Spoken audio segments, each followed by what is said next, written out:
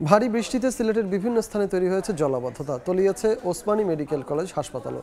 এই মুহূর্তে সেখানে আছেন সহকর্মী ইকরামুল কবির। সরাসরি চলে যাব তার কাছে। ইকরাম, আমি এই মুহূর্তে আছি Sylhet MAG Osmani medical college হাসপাতালে। এই হাসপাতালের ২৭ নম্বর ওয়ার্ড, ৩১ নম্বর ওয়ার্ড সহ নিচের তলা প্রশাসনিক ভবন সহ একেবারে নিচের তলা পানিতে পুরো পরিপূর্ণ হয়ে গেছে।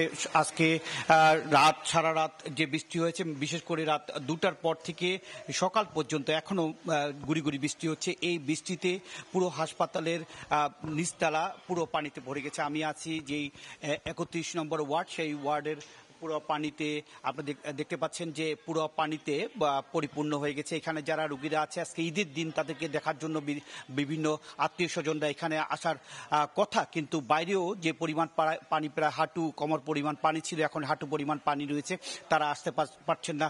শুধু এই হাসপাতালের এই জায়গা নয়, সিলেটের অধিকাংশ নিচু এলাকা এবং অধিকাংশ ছড়ার পাড়ে এলাকাগুলো পানিতে নিমজ্জিত হয়ে গেছে।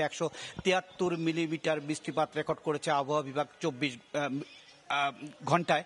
এবং এই হাসপাতালের পাশ দিয়ে যে সাগর দিঘিটি চলে গেছে, সাগর দিঘির গভীরতা কমে যাওয়ার কারণে একটু বৃষ্টি হলেও বা পানি বেড়ে গেলেই এই পানিটি এই হাসপাতাল এবং কলেজ ক্যাম্পাস, দুটি ক্যাম্পাসে একেবারে পরিপূর্ণ হয়ে যায়। চরম ভোগান্তিতে রোগীরা বলছেন যে তারা যে এখানে যে ওয়াশরুম আছে বা বাথরুম আছে, বাথরুম এবং এই ওয়ার্ডের পানি একাকার হয়ে গেছে। এবং শুধুমাত্র এই এলাকা নয়, সিলেট নগরী বিভিন্ন জায়গায় জলাবদ্ধতা বা পানি উঠে যাওয়ার কারণে এই যে পশু আজকে জবাই হচ্ছে, পশুর বিভিন্ন বর্জ্য মানে পানিতে মিশে পুরো পরিবেশ দূষণ করে ফেলছে।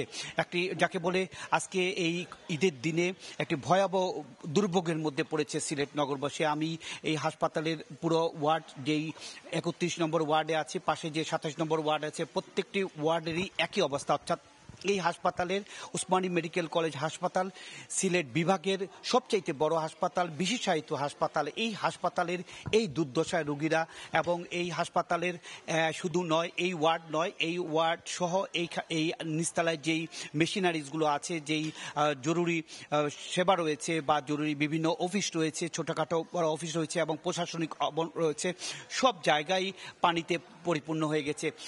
ভোগান্তির পাশাপাশি বিরাট বড় ক্ষতির মধ্যে পড়েছে হাসপাতাল। তার পাশাপাশি বাইরে যেই আজকে ঈদের দিন জামাতেও আজকে বিঘ্ন ঘটেছে, মানুষজন ঈদগাহ যেতে পারেনি, মসজিদগুলো জামাত ১ ঘন্টা ২ ঘন্টা দেরিতে শুরু হয়েছে, পশু জবাইতেও বিলম্ব হচ্ছে। মোট কথা বলা যায় আজকে ঈদের দিন চরম ভোগান্তির মধ্যে রয়েছেন সিলেট নগরবাসী। এ ছিল সিলেটে যে প্রবল বৃষ্টির পরে জলাবদ্ধতা সৃষ্টি হয়েছে এবং বিভিন্ন জায়গায় পানি উঠে গিয়েছে, তার সবশেষ খবর। সিলেট থেকে জলাবদ্ধতার সবশেষ খবরাখবর জানাচ্ছিলেন সহকর্মী ইকরামুল কবির।